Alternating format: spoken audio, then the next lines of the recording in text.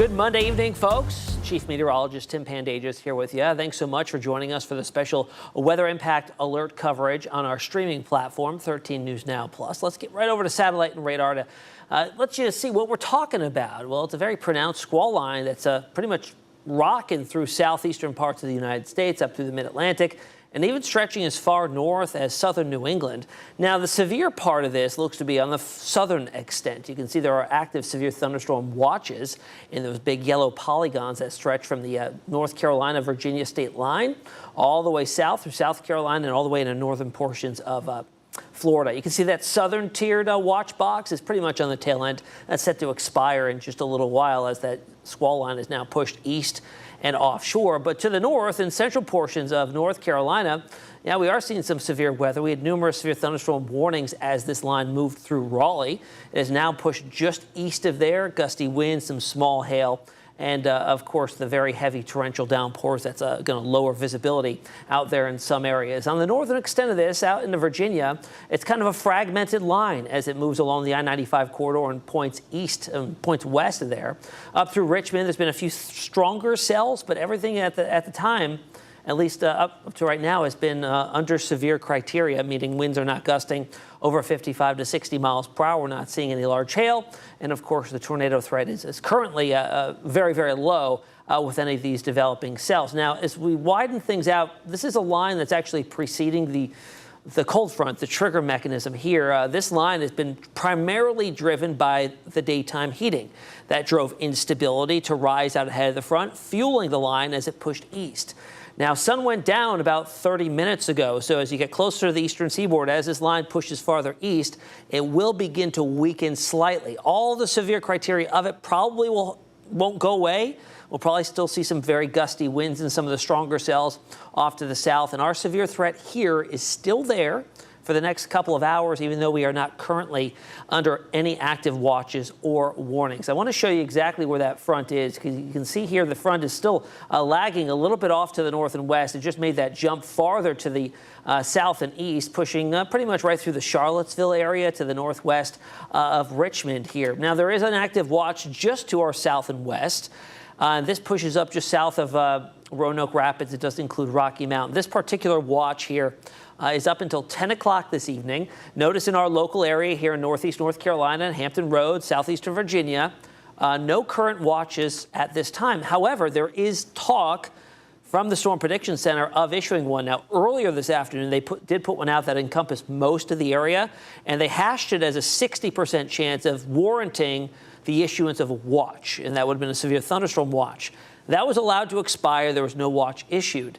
Now there is a secondary one that's actually for south side and points north. You can see the one stretching north up through Tappahannock.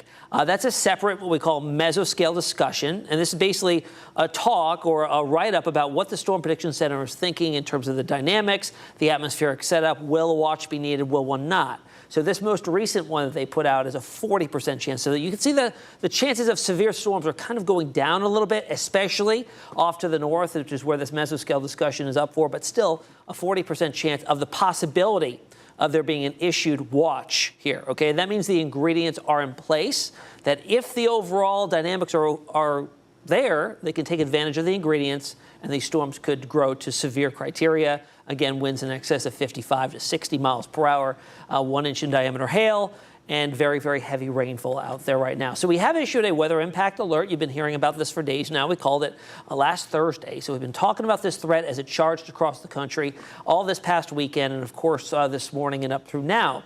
Our window of opportunity opened up right pretty much when we started this stream at 8 o'clock this evening, and we expect it to extend from west to east through about 1 o'clock in the morning on Tuesday. So what does this tell you here? Similar to the last time we had a severe weather outbreak, it's in the middle of the night, a nocturnal threat, meaning it's a little bit harder to get the word out if, in fact, there are warnings that are issued. Of course, now the technology exists, the emergency alert system, that they can geo-hash or cache an area, geofence an area where a warning is, and that'll actually send an alert out to your phone. So sometimes, if it warrants, they'll send it out in the National Weather Service, and you'll get woken up in the middle of the night by this this alarm that'll go off and let you know what's going on here. You can also download the 13 News Now app. And of course, we're going to be streaming here and letting you know on television as well. But again, middle of the night, folks are asleep, kind of hard to get the word out and let them know unless they're actively seeking the information and watching the stream that time of the day. But all hazards are on the table still here, although I think the risks are going down a little bit.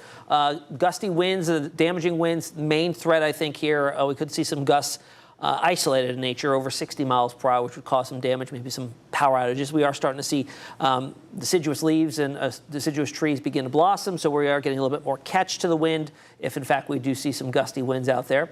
Hail, I haven't seen any hail signatures along this line anywhere near us, so I'm not particularly concerned about that. A lot of these will probably be low-topped as they head in our direction, as we're losing that daytime heating and that buoyancy in the atmosphere. Isolated tornadoes also can never be ruled out. Case in point, about a week and a half ago, or 2 weeks ago now, when we had that very anomalous tornado warning develop around Elizabeth City, outside of a tornado watch that was allowed to expire, and there were no active warnings on it preceding it. So it was very interesting to watch how that played out. Our area is synonymous for that, okay? Especially in northeastern North Carolina. Seems to hang on to some more dynamics, and there's just a little bit more spin with the influence of the Albemarle Sound and the Bay and the ocean and things like that. So that just makes that area a little more turbulent. So we'll have to watch as we go through tonight and see how that plays out. But again, through about 1 o'clock in the morning, just stressing that you have multiple ways of getting warnings. Here's our local radar, okay? This is a real-time image of live local radar here. And we are seeing all up and down the I-95 corridor, mainly just west of the I-95 corridor, a couple watch boxes. And there's a few new things on here that I want to introduce to you. I just threw this onto this contour.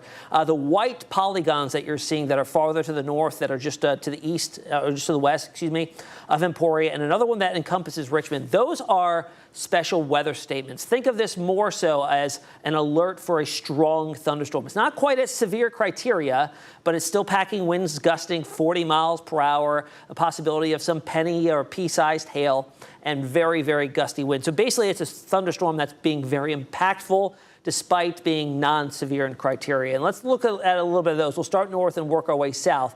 This special weather statement here, you can see it's a pretty pronounced line of mainly gusty winds. This one is up usually for a prolonged period of time, too. So this extends for about 45 minutes until 8:45 tonight. And the text on this from the Weather Service says that wind gusts within this particular cell, and you can see how it's bowing a little bit. This is the area I'm talking about that would be bowing. You can kind of see it jetting on out from the rest of the line just to the northeast of Ashland, that bowing portion right there. That's going to be where you're going to find some of the gustiest of the winds. And Weather Service saying here that Doppler radar indicating those gusts could get up to 50 miles per hour. So we're not that far below severe criteria in regard to this cell. Now, you can see the direction it's moving. It is moving about 30 miles per hour due east, so it's not going to clip our area. It may clip northern Gloucester within the next couple of hours if it holds together, but we'll see if that's the case. But it is impacting northern portions of Richmond up to Ashland, over into Hanover County and points north of there along I-95. Now sliding a little farther south, this particular cell, another strong thunderstorm that's finding itself along 58 between 85 and 95.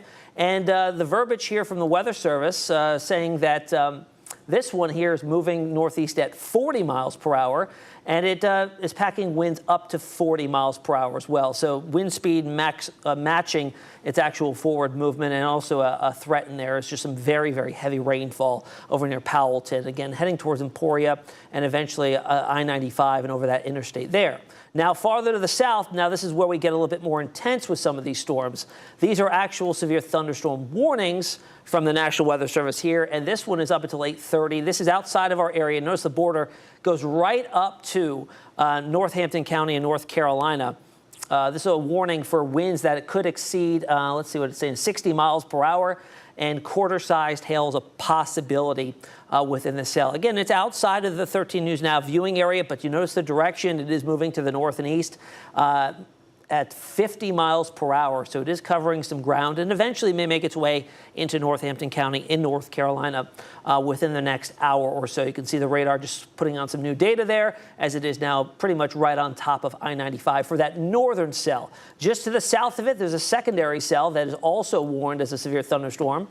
This one is also up until 8:45. Now, something that's different here from the last severe outbreak that we covered is that you notice that these polygons just have a solid yellow boundary. or border. There were several last time around that had this red hue around it, and that was an indicator, a tag from the National Weather Service that tornadoes were a possibility within those severe thunderstorm cells. We don't have that this time, so that's some good news there. We're not seeing as much twisting in the atmosphere as we had before. In fact, looks like there's a brand new severe thunderstorm warning here. Here we go. This one does include far western portions of Southampton County in Virginia, including Boykins, and it also does include Northampton County in North Carolina here. Let's get the data on this, just issued until 9 o'clock. So you got a pretty good lead time on this, and this cell is moving to the east at 50 miles per hour. So let's just put a quick track on it here for you to give a feel for its movement and some cities and towns that it may be impacting here in just a little while. So right along this Boeing segment, that's where you're going to find the gustiest of the winds, moving it off to the north and east at 50.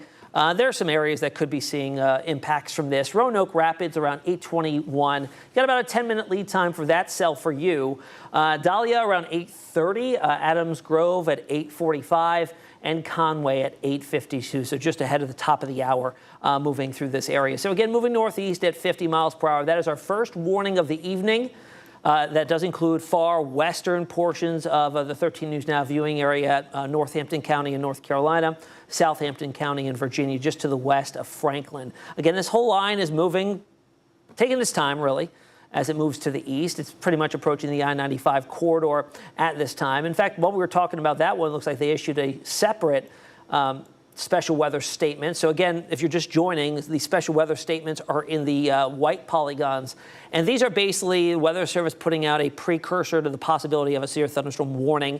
These are saying, this is a pretty strong storm. We're not seeing any indicators of severe criteria impacts like gusty winds up to 60 miles per hour, inch-sized hail, things like that, but seeing all criteria under that. So within this particular one that just was issued, that does include Petersburg and moves over 85 and 95 until 9 o'clock. And this one's moving at 40 miles per hour, it has winds up to 40 miles per hour and half-inch hail. So both of those under the severe criteria, but still being impactful. So we've got a whole line of strong thunderstorms stretching from Hanover County up towards Fredericksburg, down through Richmond, through Petersburg, and just to the west now of Emporia. On the southern portion of this, where the dynamics are just a little bit better, we're seeing those storms being a little bit enhanced, a little more intense, garnering the warranting or the issuance of a severe thunderstorm warning. We've got 3 of them stretching from just south of Emporia all the way down south to north of areas like Smithfield and Eureka, including Rocky Mount here for like the next 45 minutes until 9 o'clock. So the main hazards that we're expecting here locally they're all on the table, but our highest confidence in verifying these are going to be damaging wind gusts of 50 to 60 miles per hour. We'll probably have a few severe thunderstorm warnings for that main hazard of the gusty, damaging winds as we go through the rest of the overnight hours as that line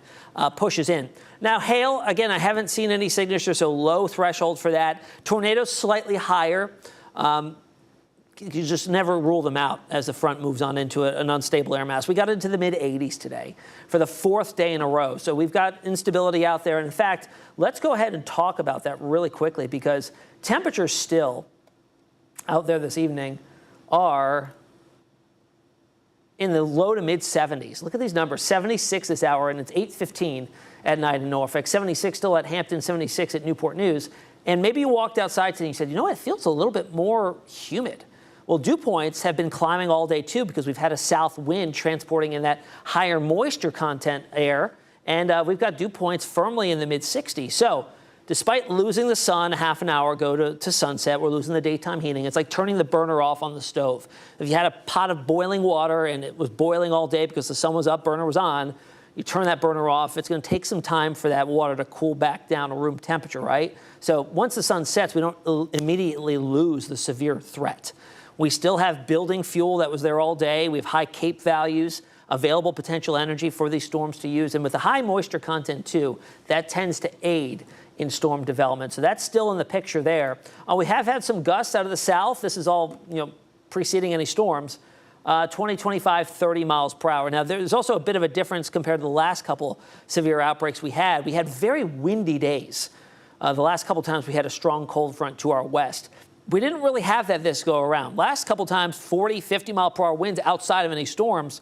Today we maxed out with like 30-mile-per-hour gusts, so not all that turbulent. We don't have a strong or pronounced low-level jet, which is strong winds just above the surface that when you get these storms come on through with the heavy rain, they can pull those gustier winds down to the surface, and that would present a higher damaging wind threat. We don't really have that over a widespread area as we've had in the past. So Storm Prediction Center still does have us in a level 2 outlook. If you recall yesterday morning in their day 2 outlook, they did upgrade us to a level 3 out of 5.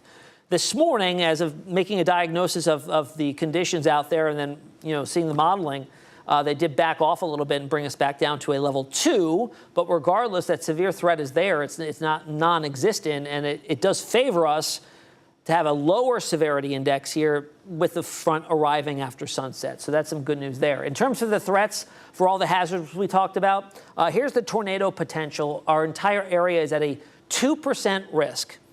Just to give you some comparison here, yesterday when we were up to a level 3, we were in a 10% hashed area for a tornado threat. So our tornado threat has dropped off, but it's not 0, 2%. The threat for gusty, damaging winds is still pretty elevated, 15, and you can see in the pink off to the southwest, slightly higher. That is the extent of the level 3 outlook, by the way, as you can see here. The orange is the level 3, and it falls in line with a higher wind threat in the pink there. Whoops, let's go back here. Higher wind threat in the pink, it's up to 30% and 15% here. So what those percentages means is that 15% of the storms within a certain distance of any given point has the possibility of verifying with severe criteria wind gusts. I know it's an extensive definition, but that's what the percentages mean. In terms of the hail threat, that's very low too. We're talking about a 5% chance of getting an inch in diameter hail out of any of the storms here, 5% chance, so that's relatively low. I want to revisit radar here. There we go. So we've got 3 severe thunderstorm warnings, all again just pretty much bookending our area off to the west. The cells themselves are now just approaching and moving over I-95. In fact, if we look here at some of the wind gusts within this, let's see, we're pretty far away from the radar, but getting winds aloft at least up and over 50 miles per hour, a little bit close to the state line, 40, 50. Maybe some of these are verifying near the ground, maybe not, but they are certainly strong and warranting some warnings in those particular areas. And to the north, plenty of thunder and lightning, some special weather statements or strong thunderstorm alerts, if you will, in the white polygons, and that includes pretty much from areas in Emporia, north along 95 and 85 to Petersburg, where they meet and merge into 95. Moving up through Richmond, that's a separate strong thunderstorm alert there in the white polygon. And then on the northern tip of that, extending up well north of Richmond, out of Ashland, we've got a severe thunderstorm warning in this area. And you can really see why when you just look at the orientation of the squall line itself. So this is one until 8:45. Weather Service here says this one is moving at 55 miles per hour to the north and east, and it's got 60-mile-per-hour winds with penny-sized hail. Now let's get a sampling of some of those wind gusts in here from radar. Again, we're pretty far away, so we're not really getting a good feel for those numbers on that particular storm. But you can see the orientation of the line that it is bowing. So here is, you see this line, Bethlehem Fork. See how it's bowing out a little bit farther to the east than the rest of the line? That's the gusty winds and the downdraft spreading out and pushing off to the east ahead of the main line there. So that's what's going on in there. We're not seeing any indications of any kinks or any twists in this. Maybe broadly over Bethlehem Fork, but it's very broad and very unorganized. So not really a concern for a tornado warned cell there, but it's always a possibility as it moves into still a favorable environment off towards the northeast there as it moves at 55 miles per hour. All right, down to the south, still the line moving on I-95, 3 separate severe thunderstorm watches there. Let's get a check if we have any watches in our area that have been issued. No, we're still off to the south and west, so we've got warnings just clipping Northampton County in North Carolina and Southampton County in Virginia, but no active watches, just 2 warnings out in that area. Again, despite with an active mesoscale discussion saying there's the possibility of throwing out a watch. That chance right now stands at around 40% to our north. Earlier, towards the state line into northeast North Carolina, that chance was at 60%, but they just never never pulled the trigger on it. All right, how does modeling see things playing out for the rest of our evening hours here? Let's go ahead. This is the current reading there. Modeling a little behind. Okay, so you saw radar. Most of these storms were a little bit farther to the east. They're pretty much along I-95, so probably about a 50-mile discrepancy east to west there. So that means timing will probably be a little bit off here. As we jump up to around 10 o'clock, we're probably looking at that line moving into the Williamsburg area. And then a little bit farther down the line, by midnight, we're looking at it moving into portions of south side. That'll likely probably be closer to 11 o'clock tonight. And then everything wrapping up and pushing out of here by 1 o'clock in the morning, I'd say, with how this line has sped up just a little bit, especially compared with the most recent run of these high-resolution models here that most of the day was doing a pretty good job of diagnosing and then prognosing a solution as we go forward. So by 1 o'clock this morning, tomorrow morning, we'll see things have wrapped up by that point, but still looking at a significant drop in temperatures. So 84 today, a degree shy of the record high. Not bad. Fourth day in a row of 80s. By the way, today's high probably pushed us up to the number 6 spot on warmest Marches on record. Before today, we were at number 7, so we may make a run. We may stay at number 7. We may make a run at number 6. We'll see when the final climate data comes through tomorrow. But down to 55 tonight. Once that front moves through, we'll see an abrupt shift in our winds from the south to the northwest, and it's still going to be blustery. In fact, it's going to be windy tomorrow as well. Here's a look, a roundup of those winds. That 85-degree record high set back in 1938. We were just a degree shy of that. 81 at the beach, got to 81 Elizabeth City, and 82 out at Suffolk. So 84 today, which is 19 degrees above normal, to 60 tomorrow, close to a 25-degree drop in 24 hours' time. 5 degrees below normal tomorrow. But I'll tell you what, let me just show you the trend here before we get back to radar, because I don't want to get your hopes down that it's going to be cold for a while, because it's not. 64 on Wednesday, which, by the way, for the 2nd of April, that's actually normal. 65 is where we should be, but then look what happens Thursday. We shoot up into the 80s, and I think we stay there through the weekend. So what's going to happen here is there's going to be a warm front that'll be stalled well to our north. Almost a bit of a heat ridge setting on up. There'll be high pressure offshore, southwest winds, so it should keep that warm front to our north.